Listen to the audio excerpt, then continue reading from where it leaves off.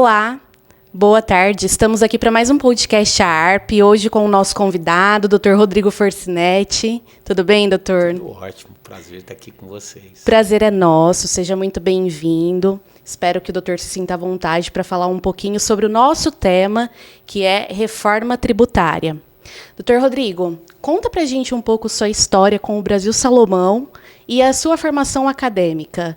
Doutor, prazer estar aqui com vocês novamente, né? Com todos os amigos da ARP, né? Amigos queridos, não vou nominar porque senão a gente sempre esquece de alguém. Mas eu sou natural de Jaboticabal, me formei aqui em Ribeirão Preto em 99, em 2000 já comecei a advogar, né? E já comecei também a minha especialização em Direito pelo IBET, Instituto Brasileiro de Estudos Tributários, onde hoje eu tenho a honra de coordenar o curso aqui em Ribeirão Preto.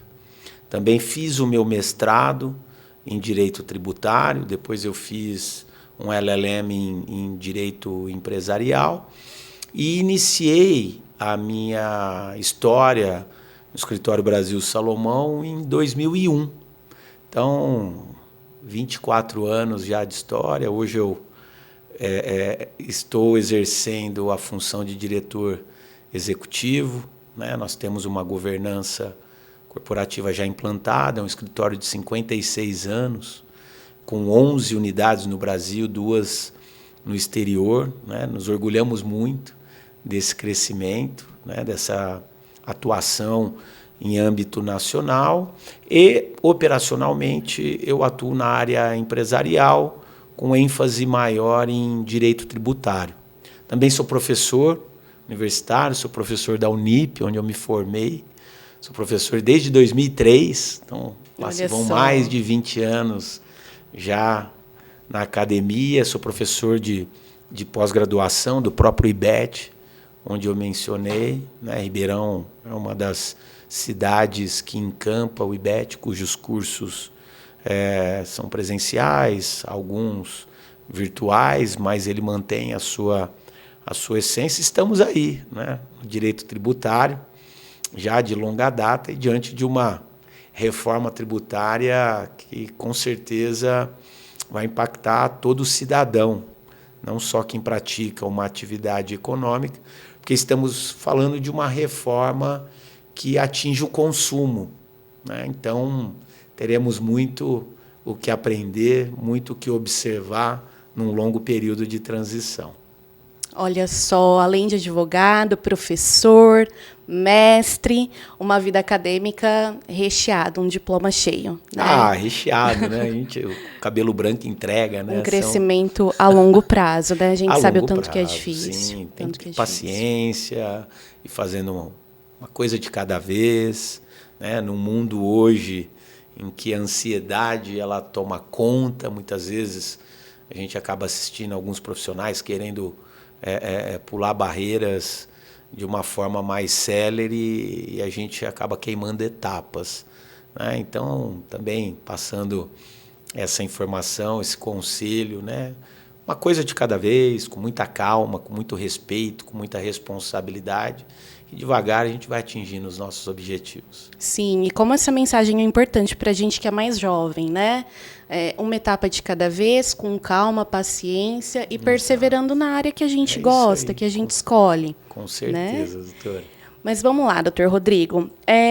Dentro da reforma tributária, que é o tema que a gente escolheu para falar aqui hoje, o que o doutor vê que muda na prática? Olha, essa reforma tributária, com certeza, é a maior revolução legislativa que nós tivemos no âmbito tributário desde a Constituição de 88.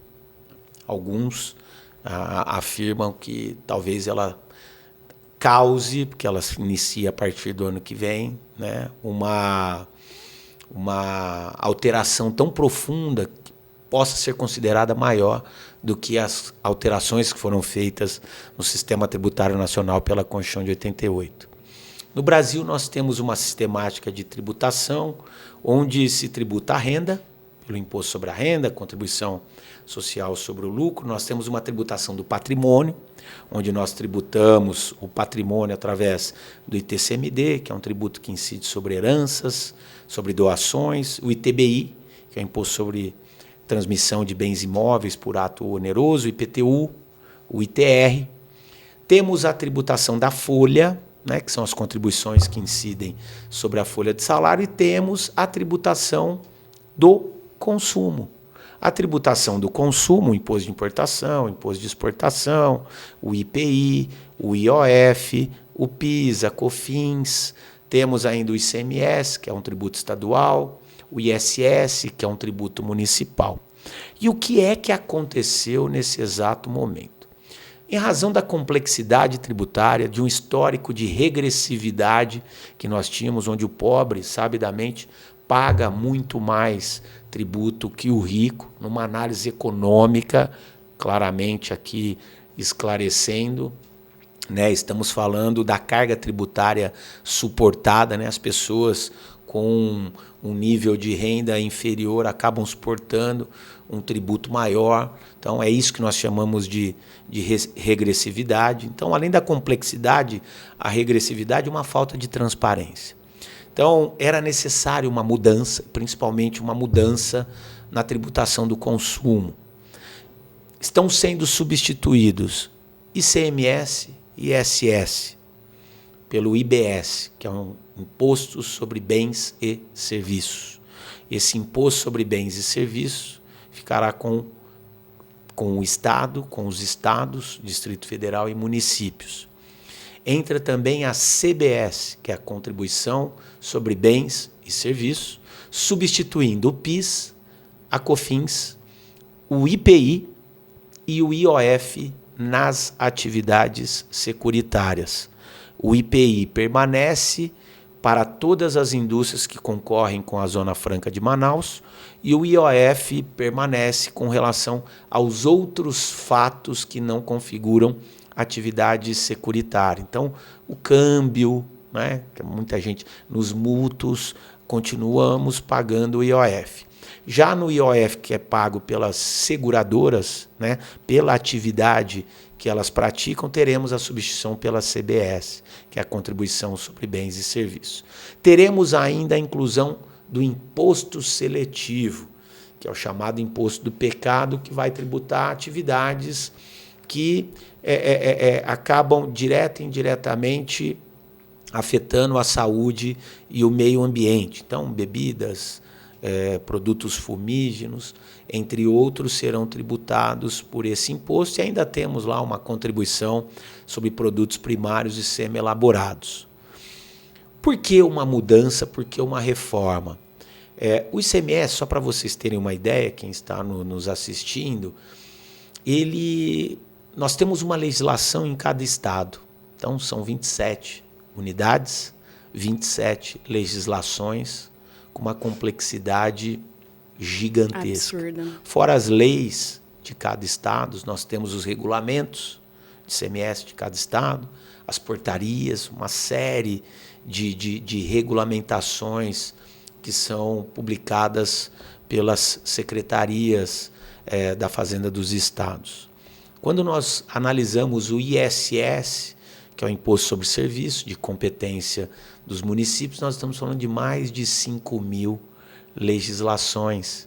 Então, para atividades econômicas que acabam passando por vários municípios, imaginem a dificuldade, né? A dificuldade para coisas simples como o layout de uma nota fiscal, as notas fiscais eletrônicas, que no caso da prestação de serviço ela precisa ser emitida e ela precisa estar de acordo com cada município. Então era preciso uma mudança, e nesse sentido a reforma ela foi muito positiva, né? A reforma tem como finalidade, então até esclarecendo, muito a mídia denomina de IVA dual. Por que IVA dual?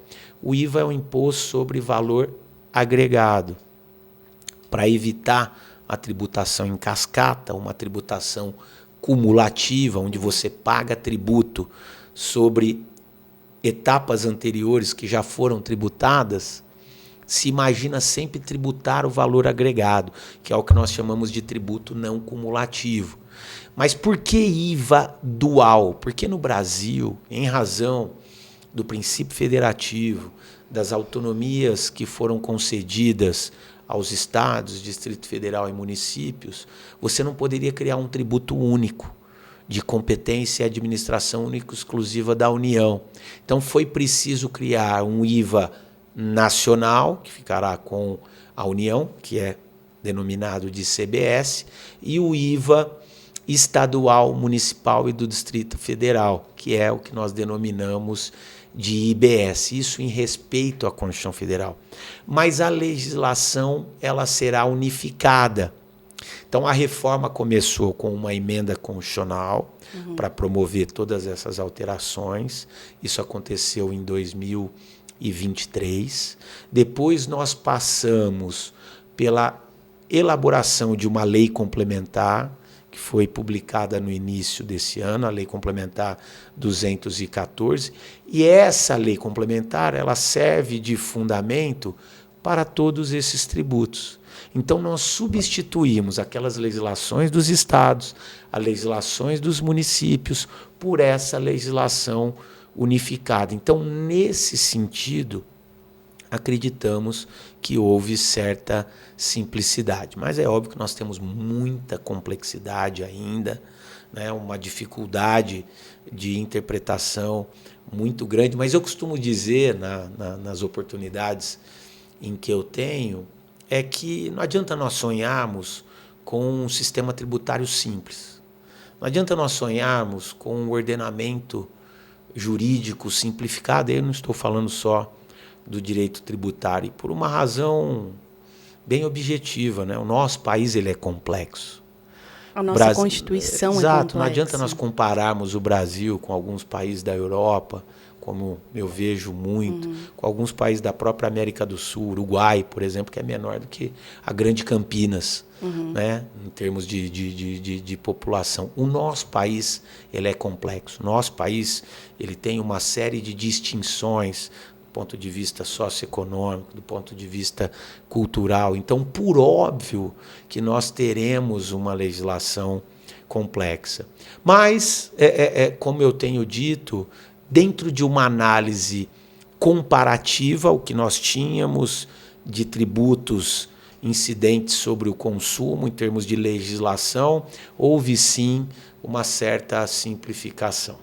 Certo. Então, pelo que eu entendi, existe uma ideia de centralização desse sistema tributário. Unificação legislativa e centralização. Isso, perfeito. Podemos dizer assim, quando nós falamos em centralização, a gente só precisa tomar cuidado para não parecer que a União ela vai legislar, vai disciplinar. Então, todo esse cuidado foi adotado, né, com as alterações constitucionais que foram feitas, com a Lei Complementar 214, no seguinte sentido, a legislação ela é unificada. Até porque o Congresso Nacional ele não representa só a União. Assim como o presidente da República ele tem um papel dual, ele representa a União Federal, mas nas relações internacionais ele representa a República Federativa do Brasil, nós precisamos recordar que o Congresso Nacional, que é formado pela Câmara dos Deputados e pelo Senado Federal, ele também tem essa dupla função. Nós temos leis nacionais que são discutidas, que são editadas, que são publicadas, onde nós temos uma aplicação em prol de todos os entes.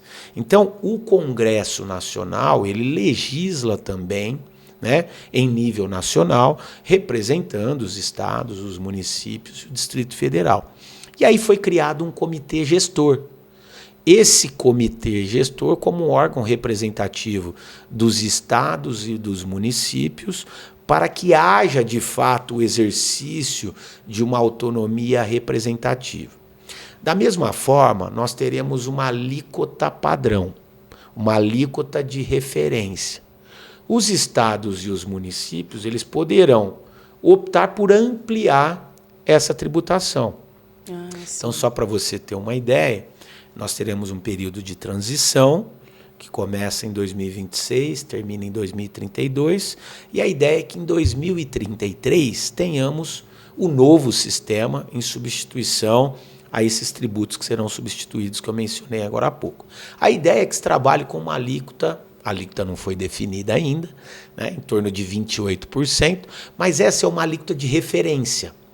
É uma alíquota de referência para o IBS e a CBS somados, né? Então, 19% de IBS e aí 11% de CBS, mas os estados e os municípios poderão ampliar a alíquota do IBS, né, do Imposto sobre Bens e Serviços, como eu disse, é de competência dos estados e municípios, né? Então, a ideia é que se simplifique, né, que se centralize a legislação para que alterações díspares não sejam feitas de forma aleatória, sem critério entre um estado e outro, entre um município e outro, mas eles terão autonomia para trabalhar suas alíquotas. É nesse ponto que eu ia perguntar. Essa alíquota padrão, dentro de estados e municípios, haverá divergências? Ah, com certeza. Mas, assim, por outro lado, um dos princípios dessa reforma, para acabar com a guerra fiscal, tão discutida a guerra fiscal, né? Os estados que concedem benefícios para que as empresas possam ocupar o seu território, municípios muitas vezes concedem benefícios para que, né, consiga levar empresas para a sua região.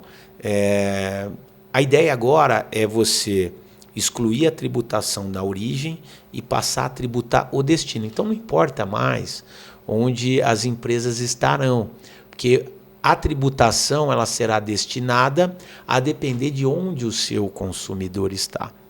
Então nós precisamos tomar muito cuidado com essa ampliação das alíquotas que podem ser feitas pelos estados, pelos municípios, para não inviabilizar a aquisição de bens e serviços nessas regiões e afetar, obviamente, a receita com esses tributos, né? Então, pode sim, mas essa ampliação que os estados e os municípios eles têm o direito de fazer, ela precisa ser muito bem pensada, muito bem planejada. Perfeito. E existe algum setor em específico que vai ser mais atingido com a reforma tributária? Olha, vamos lá. Para responder essa pergunta, o que é importante que seja dito? Nós teremos um regime regular, um regime padrão, né? Eu falei dos 28% aproximadamente, a alíquota não foi definida, mas é óbvio que essa tributação não começa o ano que vem. O ano Sim. que vem, por exemplo, ninguém vai ser onerado caso cumpra com o dever de prestar informações ao fisco com essa nova tributação. 2026 é um período de teste, onde o fisco promete um auxílio aos contribuintes para que eles passem a entender os impactos da reforma. E a partir de 2027, sim, mas de forma gradativa. Primeiro nós vamos substituir o PIS e a COFINS, depois nós vamos substituindo gradativamente o ICMS e o ISS, e na medida em que nós vamos extinguindo esses tributos, nós vamos aumentando a carga tributária dos novos tributos até chegar nesse suposto 28,5% de alíquota que nós estamos comentando, que é a soma do IBS e a CBS. Então, assim, vai ser um período de muita adaptação e conhecimento. E por que eu estou dizendo isso? Então, nós temos o regime padrão e já temos, antes mesmo do início dessa reforma, algumas atividades que possuem regimes específicos, ou seja, onde se entendeu que não seria possível tributar de forma igual às atividades que serão tributadas de forma geral. E aí eu cito, por exemplo, a atividade imobiliária, o sistema financeiro, o produtor rural, né, o agronegócio. Então, a própria... E temos regimes também que são diferenciados, onde o regime ele vai ser o padrão, mas com reduções de alíquota e reduções de base de cálculo, que é o caso da nossa advocacia. A advocacia, por exemplo, entendeu-se que ela não poderia ser tributada com a alíquota padrão, com o regime. E aí a legislação, a própria lei complementar, concedeu um desconto de 30% na alíquota. Então, se a alíquota, por exemplo, for de 28%, a advocacia, assim como a medicina, a contabilidade, algumas outras atividades, profissões regulamentadas, terão desconto de 30%, uma redução de 30%. Nossa alíquota vai ficar ali próximo de 20%. Então, nós temos algumas atividades econômicas que já de início tiveram um tratamento específico, um tratamento diferenciado. E eu citei o período de transição, porque eu acho que nesse período nós teremos muitas calibrações, muitas atividades que com certeza terão que ser revistas. Mas, respondendo objetivamente a sua pergunta, né, o setor de serviços foi flagrantemente afetado. Quando nós comparamos a carga tributária que o setor de serviços, em geral, ele possuía, com a carga tributária que nós teremos, se a legislação for mantida dessa forma, certamente nós teremos um incremento de carga tributária. Nós da advocacia, atividade médica, atividade odontológica, os contadores certamente serão afetados. A atividade imobiliária é outra atividade que me preocupa. Então, só para você ter uma ideia, doutora, a atividade de locação de bens imóveis, havia uma tributação apenas com o imposto sobre a renda, para quem locava bens imóveis como pessoa física. Pagava só o imposto sobre a renda. Sim. Né? Agora passa a ser contribuinte de IBS e CBS, caso a pessoa física tenha mais de 3 imóveis com uma receita anual superior a 240 mil.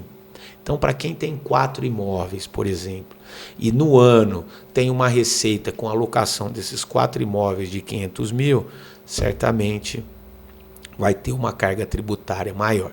Mas, como eu disse, a atividade imobiliária, ela também tem uma especificidade. E a legislação, para não onerar o aluguel, para não inviabilizar ou causar um tumulto no mercado, concedeu uma redução de 70% na alíquota, onde nós teremos uma redução, uma tributação dessa carga. Por outro lado, as pessoas jurídicas que e tivemos nos últimos anos, né, uma avalanche de constituição de holdings, pessoas que tiraram seu patrimônio da pessoa física e transferiram para a pessoa jurídica. A pessoa jurídica que tiver atividade de locação de bens imóveis, automaticamente ela passará a ser contribuinte de IBS e CBS. Né? Então, acreditamos também que mesmo com essa redução, com algumas especificações que a legislação trouxe para a tributação da atividade imobiliária, ela também sofrerá um impacto. Uma desvantagem. Com certeza. Uma desvantagem. Uma análise comparativa com a forma como essa atividade era tributada anteriormente. E indiretamente o consumidor, no caso, os que locam, também serão afetados. Como nós estamos falando de uma tributação que incide sobre o consumo, a aquisição de bens e serviços, ela vai passar por um momento, né, de verificação dentro desse período de transição. Então, no final das contas, todos acrescentam os seus custos e principalmente contributos que incidem sobre o consumo no preço final. No preço né? final. Então, por exemplo, imagina que você loca um imóvel e o locador ele passa a ser contribuinte de IBS e CBS. O que ele vai fazer com IBS e CBS? Ele vai repassar no valor do imóvel. Então, quando eu digo que essa reforma ela atinge a todos, você que vai locar um imóvel, você já vai ter que tomar todas as cautelas necessárias para saber, primeiro, se o locador ele é contribuinte de IBS e CBS. Ainda que ele não seja, você vai ter que pesquisar e questionar e colocar no contrato de locação qual será o tratamento conferido ao aluguel se ele passar a ser contribuinte de IBS, CBS. Porque, por exemplo, imagine que eu faça um contrato de locação de 3 anos, muito comum no mercado, né? No primeiro ano, o locador ele não é contribuinte de IBS, CBS, mas pode ser que no segundo ano ele passe a ter 4 imóveis, trabalhar com locação com relação a esses outros imóveis, ele vem a ser contribuinte de IBS, CBS. Então, eu tenho uma afetação nessa relação de consumo. Então, esse é um simples exemplo para todos perceberem que essa reforma impacta o cidadão em geral. Sim. Itens de cesta básica, importante mencionar isso também. Os itens da cesta básica não serão tributados. Tá? A própria Constituição Federal previu, a lei complementar estabeleceu quais são os itens da cesta básica que não serão tributados. Então, carne, ovos, arroz, feijão, não serão tributados. Os itens que não estão na cesta básica, mas são alimentos destinados aos seres humanos, serão tributados com essa alíquota padrão, mas com uma redução de 60%. Então, vejam, alimento praticamente não tinha tributação do ICMS, que era um tributo que poderia tributar o alimento, mas geralmente os estados concediam isenções. O IPI também não tributava grande parte dos alimentos, justamente por ser um produto essencial. O PIS e a COFINS, que tributa a receita, o faturamento, geralmente, quando diante de alimentos, nós tínhamos suspensão, não tributação, algumas técnicas variadas para não onerar o valor dos alimentos. Então, veja, se eu tiver algum alimento que não está dentro do produto da cesta básica, possivelmente ele também vai ter um aumento de carga. Certo. E isso impacta também diretamente no produtor rural. Vamos falar do produtor rural, que também tem uma série de especificidades. O produtor rural, ele será tributado de forma facultativa se ele tiver uma receita anual de até 3.600.000. Anual. A partir de 3.600.000 no ano, ele passa a ser contribuinte obrigatório de IBS-CBS. Com isso, segundo os números da própria Sociedade Rural Brasileira, 90% dos produtores rurais estão abaixo desse nível de receita anual. 90% tem aí uma receita anual em torno de 650 mil no ano. Então é importante que seja dito, porque muitos falam, não, o produtor rural ganha muito dinheiro. Não é a realidade expressiva do nosso país. Então, o produtor rural ele só será atingido se, de fato, ele tiver esse nível de faturamento. E aí sim, se ele for tributado acima desse nível, a gente precisa fazer essas análises. O que ele produz é um produto de cesta básica? Se for de cesta básica, mesmo com uma receita superior a 3.600.000, ele não vai ser tributado. Se o produto é outro, ele pode ser tributado, a depender da situação, com essa redução de 60%.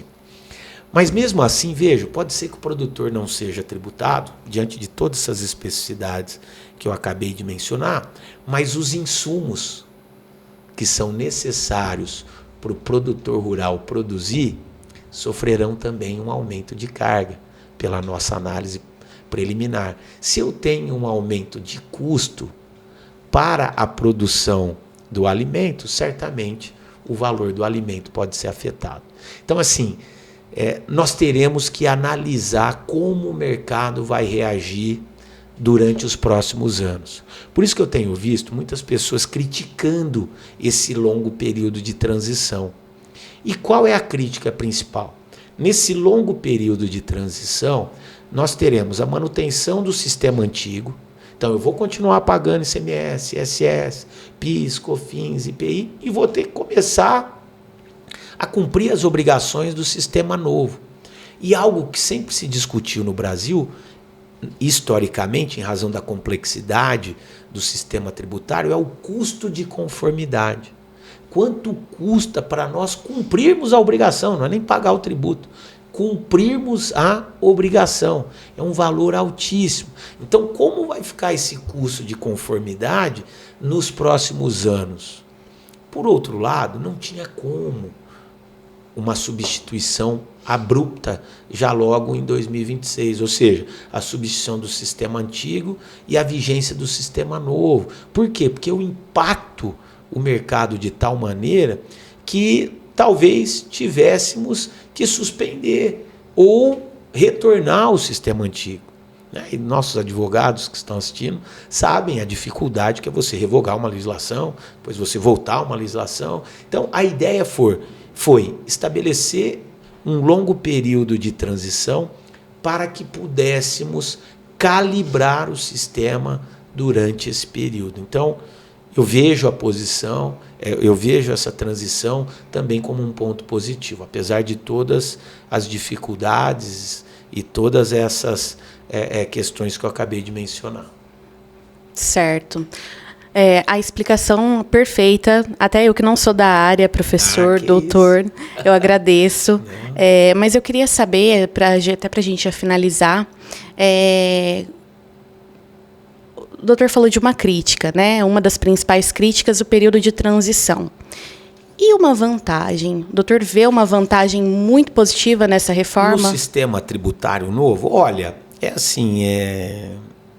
o ponto positivo, talvez se eu puder destacar, além dessa questão da transição, porque isso na verdade ela é uma consequência da reforma, talvez seja o início de uma simplificação no sistema tributário. Eu acredito que com o término desse período de transição, nós teremos um sistema mais simples em comparação ao que tínhamos. Vou sempre deixar isso claro, né?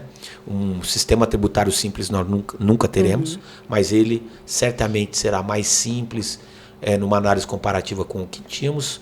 Um sistema mais transparente, tá? Eu acho que vai ficar mais claro sabermos ao adquirirmos um bem e um serviço o que é que nós estamos pagando de tributo. Também acredito que vai ser um momento que vai nos permitir uma análise mais apurada de quais os setores que realmente merecem benefícios fiscais. Algo muito complexo no Brasil até hoje, né? Alguns benefícios, algumas benesses que foram concedidas historicamente a algumas atividades econômicas que nós não sabemos realmente se aquilo era necessário. E no final das contas, nós temos aí todo um conjunto de despesas públicas que são necessárias, né, para a condução da nossa sociedade. Qualquer benefício que nós concedemos certamente tem uma afetação nesse equilíbrio econômico-financeiro. Muito embora também eu vou aproveitar aqui a oportunidade para dizer que o governo precisa fazer sua lição de casa, né, que é um enxugamento das contas das despesas públicas, né, uma reavaliação do gasto público, preconizando talvez o investimento em infraestrutura principalmente, né, em acabar com as desigualdades socioeconômicas das mais diversas regiões que nós temos no país. Mas se eu pudesse destacar, eu acho que esse sistema ele dá um pouquinho mais de simplicidade e transparência.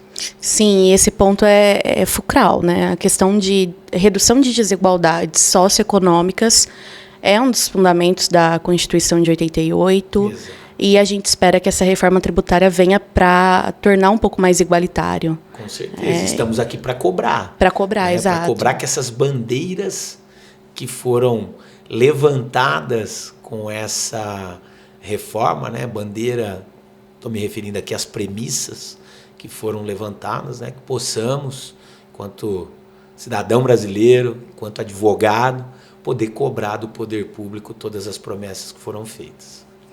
Professor, se assim me permite chamá-lo de professor, que eu acho que o doutor deu uma aula. Né? Que isso, de forma alguma. Mas qual seria um recado para tranquilizar esses setores que serão afetados com a reforma? Um recado de tranquilização e não de apavoramento. Perfeito. Olha, e aliás foi boa a sua pergunta, porque eu tenho visto, principalmente em rede social, né, um terrorismo que se tem feito com o início da reforma.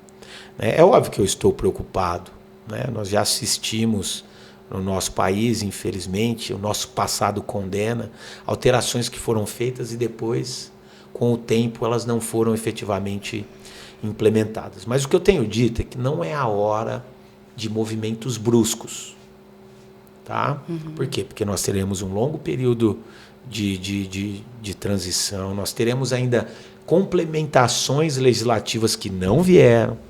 Então, não é a hora de um movimento brusco, revolucionário, dentro da sua empresa, ou para quem atua como pessoa física, da forma em que você opera, porque talvez você tenha que refazer quando todo o processo legislativo for finalizado. E lembrando aí, temos uma reforma também, uma mini reforma, uma nova sistemática da tributação da renda, está vindo aí uma nova sistemática de uma possível tributação do patrimônio. Então, a hora agora é de muito estudo, de muita reflexão. Em tempos que se fala tanto de inteligência artificial, um cuidado também com o uso dessas ferramentas, porque elas ainda não estão preparadas para entregar o estudo com a profundidade necessária que todas essas alterações estão demandando. Eu amo tecnologia, sou usuário das ferramentas de inteligência artificial e até por isso eu posso criticar, porque tenho sistematicamente observado, né, e tenho comprovado que ela de fato não está preparada para nos trazer informações seguras sobre a reforma tributária. Então vou aproveitar para dar essa dica para quem está nos assistindo. Mas muita calma, né? Sem também se acomodar. Então a hora, como eu mencionei, é de muito estudo, de muita reflexão e de um acompanhamento dos impactos gradativos que a reforma vai nos trazer. Professor, um prazer tê-lo aqui. Isso. Os esclarecimentos foram maravilhosos. A gente ainda tem essa fase de implementação da reforma, estamos no começo, e é como o senhor disse, né, ainda vai demorar, tem que ter cautela, sim, cuidado e muito estudo. Verdade. E saber que a gente não é substituível, e que nós do jurídico, nós que somos advogados, que temos uma ampla formação, anos de estudo. Experiência, sensibilidade. Exatamente. A gente vai ter que acompanhar muito de perto e fazer esse enforcement, né? essa força-tarefa para acompanhar toda essa reforma e saber o que vai dar essa transição lá na frente, né? Agora a gente ainda está caminhando para isso. Eu agradeço a sua presença, a sua participação no podcast ARP e convido todos vocês para assistir a gente hoje aqui e até uma próxima oportunidade. Tchau, gente. Obrigada. Obrigado, pessoal. Obrigada, professor.